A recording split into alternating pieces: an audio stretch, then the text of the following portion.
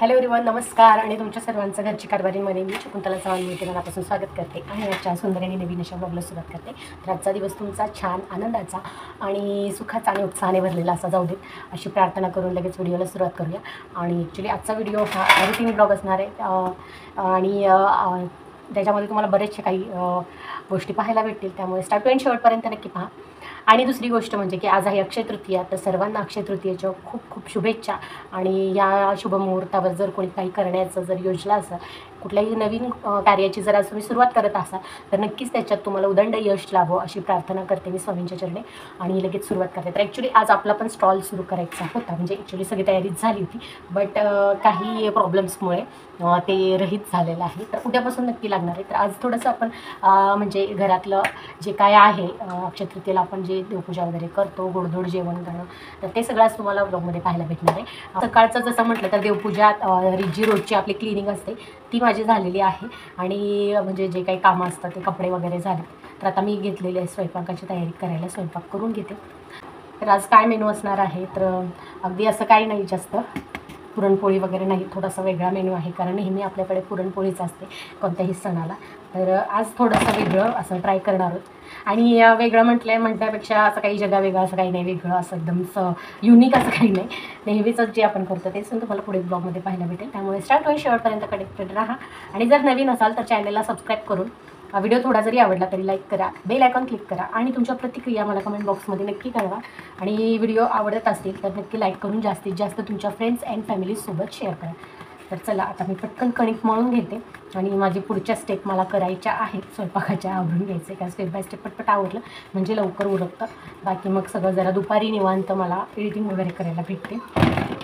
तर चला, आणखीन तुम्हाला कशा प्रकारचे ब्लॉग्स पाहायला आवडतील किंवा मग कोणते हॅक्स असतील हाऊसहोल्ड जे की आपण क्लिनिंगसाठी वगैरे यूज करतो, आता बरेचसे तर मी आता तुम्हाला व्हिडिओजमधून शेअर करायला लागलेली आहे, कारण झालं असं की स्टॉलची बरेच दिवस आपली रजा होती, त्यामुळे मी ना वेगवेगळ्या गोष्टी शेअर करू शकले तुमच्यासोबत। म्हणजे शक्यतो अजून काही व्हिडिओज यायचे बाकी आहेत, शूट करून ठेवलेत, एडिटिंगचं काम झालं की ते सुद्धा येतील तुमच्यासोबत।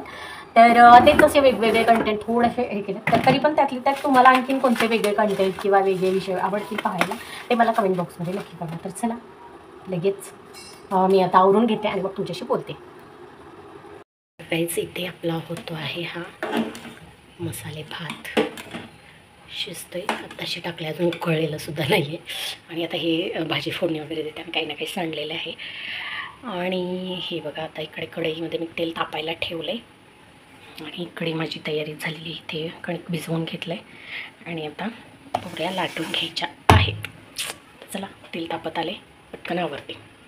चला गाईज, मी आता पुऱ्या करत करत थोडेसे तुमच्यासोबत गप्पा मारते, म्हटलं थोडंसं तुमच्याशी बोलूया। तर बरेचदा काय होतं ना, आपली एखादी फ्रेंडशिप असो, आपलं एखादं चांगलं रिलेशन असो, त्याच्यामध्ये बरेचदा अशी स्टेज येते की आपल्याला असं जाणवतं की समोरची व्यक्ती आपल्यापासून अंतर ठेवून वागते आणि म्हणजे हे आपल्याला थोडंसं रुचत नाही, पण बरेचदा आपण हे सुद्धा जाणलं पाहिजे की त्या व्यक्तीचं अशा वागण्यामागचं कारण काय असू शकतं। कधी कधी एखादी गोष्ट आपल्याकडून त्या व्यक्तीला हर्ट झालेली असू शकते, किंवा मग असंही असतं की काहीही घडलेलं नसतं, पण त्या व्यक्तीच्या आयुष्यात काहीतरी मोठं वादळ आलेलं असतं किंवा मग काही ना काही घडलेलं असतं, त्यामुळे ती व्यक्ती थोडंसं शांत राहणं किंवा जगापासून थोडंसं अलिप्त राहणं पसंत करते। तर बरेचदा अशा गोष्टी घडतात, परंतु जी समोरची व्यक्ती आहे किंवा आपण आहोत, आपल्याला असं वाटतं की अरे यार, ही व्यक्ती माझ्याशी आत्तापर्यंत चांगली वागत होती, अचानक असं काय झालं असेल की व्यक्ती शांत झाली आहे आणि जास्त माझ्याशी म्हणजे अंतर ठेवून वागते। तर बरेचदा आपण पुढे होऊन विचारणं पण गरजेचं असतं की काय आहे। कदाचित तुम्ही पुढे आल्यानंतर ती व्यक्ती तुम्हाला असं काही सांगणार असेल की जेणेकरून त्या व्यक्तीला पण ते शेअर करण्याची हक्काची जागा तुम्ही असाल, पण कधी कधी ना असं वाटतं की आपण स्वतःहून एखादी गोष्ट शेअर करण्यापेक्षा आपल्याला समोरच्याने काळजीपूर्वक एखादी गोष्ट विचारावी, असं सुद्धा कधी कधी असतं। आणि कधी कधी एखाद्या वेळेस आपली कोणती तरी गोष्ट त्या व्यक्तीला हर्ट झालेली असते, त्यामुळे ती व्यक्ती थोडंसं शांत राहते आणि मे बी मला असं वाटतं की ती गोष्ट डोक्यातून जाईपर्यंत ती व्यक्ती थोडीशी राहील तशी स्पेस ठेवून, पण नंतर जेव्हा रिअलाईज होईल की बाबा ठीक आहे, त्या व्यक्तीला तिचा वेळ घेईल ती व्यक्ती, त्यानंतर ती मूव ऑन करेल आणि पुन्हा होतं तसं होईल। त्यामुळे प्रत्येक वेळी एक समोरच्याला थोडासा वेळ द्या एखाद्या गोष्टीतून बाहेर पडण्यासाठी, नक्कीच रिलेशन तुमचं कुठेतरी पुढच्या एका चांगल्या टप्प्यावरती जाऊन पोहोचेल। पण उगाच एखाद्यावरती जबरदस्ती करणं की बाबा नाही ह्याने असंच वागलं पाहिजे, त्याने तसंच वागलं पाहिजे, हे साफ चुकीचं आहे. असं आपण करू शकत नाही. आणि ऑब्व्हियसली कधी कधी असं होतं की आपण खूप साऱ्या अपेक्षा पण ठेवतो की जेव्हा आपण त्या जागी असतो की बाबा नाही आता मला एकटं राहायचं आहे, मला जास्त आता कोणाशी जास्त बोलायचं नाही, माझ्या लाईफमध्ये असा असा प्रॉब्लेम आहे, जास्त मला शेअरही करायचं नाही. तर बरेचदा असं होतं की समोरच्या व्यक्तीचा असा गैरसमज होतो की बाबा ही व्यक्ती माझ्याशी म्हणजे बोलत नाही आहे किंवा मग मला काही सांगत नाही आहे किंवा काय असेल. आणि बरेचदा असंही होतं की आपण असं विचार करत बसतो की ह्या व्यक्तीने माझी विचारपूस केली पाहिजे किंवा मला येऊन विचारलं पाहिजे. तर असं नाही ना, कधी कधी असं होतं की समोरची व्यक्ती तिच्या जागी बरोबर असते, आपण आपल्या जागी बरोबर असतो, फक्त परिस्थिती चुकीची असते. आणि बरेचदा ना काही गोष्टी परिस्थितीवर सोडून द्याव्या, एकमेकाला दोष देण्यात किंवा हे करण्यात काही अर्थ नाही आहे. कारण आपल्याला ठरवायचं आहे की आपल्याला घडलेली घटना असो किंवा परिस्थिती महत्त्वाची आहे की व्यक्ती महत्त्वाची आहे की तुमचं रिलेशन महत्त्वाचं आहे.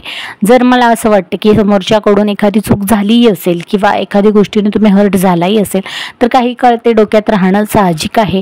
थोडंसं आपल्याला राग येणं किंवा आपल्याला काहीतरी वाटणं, कारण भावना काय म्हणतो आपण, माणूस आहे म्हटल्यानंतर काही गोष्टींमध्ये भावना एक्सप्रेस होतातच. बरेचदा एखादा कंट्रोल करतो रागावरती असो किंवा एखाद्या इमोशनवरती असो, पण एखाद्याला नाही जमत. त्यामुळे काही गोष्टी एक्सप्रेस होतात आणि एवढं आपण लक्षात ठेवलं पाहिजे की व्यक्ती रागवते किंवा रुसते किंवा इतर काहीही असेल, कोणतीही भावना जेव्हा एखाद्या रिलेशनमध्ये हे हक्काने एक्सप्रेस करते तेव्हा एवढं समजून जायचं असतं की या व्यक्तीसाठी आपण तितके इम्पॉर्टंट आहोत म्हणून ती व्यक्ती तशी वागते.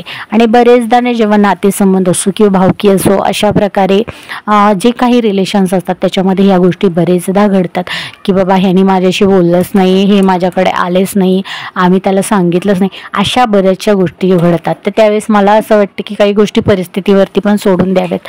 काही काळानंतर गोष्टी वेळेवरती सोडून दिल्या ना तर काही वेळानंतर त्या गोष्टी आपोआप व्यवस्थित होतात. आणि आणखीन एक गोष्ट मला असं म्हणायचं आहे, जर तुम्हाला एखादी गोष्ट घडली तुमच्या रिलेशनमध्ये किंवा तुमच्या नातेसंबंधांमध्ये, तर एखादी गोष्ट घडली किंवा तर त्यावेळेस ना तुम्हाला जर ती चूक महत्त्वाची असेल किंवा ती रिलेशन महत्त्वाची आहे हे तुम्हाला आधी ठरवलं पाहिजे. जर तुमच्यासाठी जर ते रिलेशन महत्त्वाचं असेल तर ती घडलेली घटना, परिस्थिती किंवा ती चूक विसरून जा. पण जर तुमच्यासाठी ती चूक कारण कधी कधी एखादी गोष्ट अशी घडलेली असते की ती आपण विसरू शकत नाही, मग ती घटना किंवा चूक जर महत्त्वाची असेल तर नातं विसरून जा, म्हणजे तुम्हाला जास्त त्रासही होणार नाही. तर चला, माझं जेवण झालं बनवून. मी स्वामींना छानपैकी नैवेद्य दाखवला, तुम्ही नैवेद्याचं ताट बघितलं, अशा प्रकारे छान नैवेद्य दाखवला आणि मग माझ्या दिवसाची आजच्या सांगता झाली असं म्हणू शकतो. कारण म्हणजे दुपारीच जेवण वगैरे झालं, म्हणजे जेवण वगैरे करण्याआधी स्वयंपाक झाल्यानंतर लगेच मी नैवेद्य दाखवून घेतला, कारण अक्षय तृतीया आहे त्यामुळे. आणि मग छानपैकी आम्ही सुद्धा जेवण केलं. आणि असो हे सगळं जे काही होतं ते मला थोडंसं एक्सप्रेस करावं वाटलं म्हणून मी बोलले. सगळं झालं म्हणजे जेवण वगैरे झालं, स्वयंपाक वगैरे झाला, त्याच्यानंतर मग झोपले होते दोघं जण आणि शनी आणि पप्पा. त्यांना जेवणासाठी उठवलं, हे जेवले, म्हणजे थोडंसं असंच हे पडले होते आणि शांत बस. आणि मग जेवल्यानंतर हा पूर्ण झोपून गेला, ते पण थोडं रेस्ट केली त्यांनी पण. मग मी पण थोडीशी एडिटिंग वगैरे जे माझं काम होतं ते करून घेतलं. गेलेले आहेत, सेकंड शिफ्ट आहे जसं म्हटलं तसं 4 वाजता कामाला गेले. आता मला भरपूर सारं आवरायचं आहे, तुम्हाला दाखवू शकत नाही, इतका बेकार पसारा केला ह्याने. अगदी म्हणजे सगळे कपडे सुद्धा त्याने कपाटातले काढलेत खाली आणि आता मला ते आवरायचे. आणि आत्ता जस्ट पाणी यायला लागले थोडं थोडं, तर मी ड्रममध्ये पाईप टाकून ठेवलेला आहे, कारण ड्रम आज बराचसा खाली गेला, कारण सकाळी मला अजिबात पाणीच भेटलं नाही नळाचं. कालचा ड्रम भरलेला, त्यातूनच म्हणजे फक्त आंघोळ्या झालेल्या, त्यातूनच कपडे भांडी वगैरे जे काही हाऊस होल्ड असेल आपलं वर्क ते मी त्याच्यातूनच केलं. त्यामुळे आता ड्रम खूप खाली गेलेला, आता तो जस्ट पाईप लावून टाकला आहे. आता मला भांडी घासायची दुपारची, तर म्हटलं आधी ड्रम भरू देत, मग डायरेक्टली म्हणजे पाण्यात खालीच घासून घेईन, कारण भरून ठेवून घासायचं म्हटलं ना टप तर एकतर किचन छोटं आहे त्याच्यावरती जागा होत नाही, आणि दुसरा प्रॉब्लेम असा की तर मग ते टपातून धुताना ना सगळीकडे ओलं होऊन जातं आणि गरम पण खूप होतं. हा सगळा उघडात झाला, ह्याला पण फ्रेश करते, त्याचे हातपाय वगैरे धुवून घेते. वाजलेले आहेत 6 आणि खूपच लेट झाले, पण ह्या उन्हामुळे ना खूप असं हे होतं, आपल्याला कळत नाही टायमिंग. तर आता ह्याला फ्रेश करून घेते, मी पण फ्रेश होते, त्यानंतर मग घरातलं आवरते सगळं जे काय आहे ते आणि देवपूजा करून घेते. बाकी जे काय असेल ते अजून तुमच्यासोबत मी शेअर करेल पुढे. तर कनेक्टेड राहा.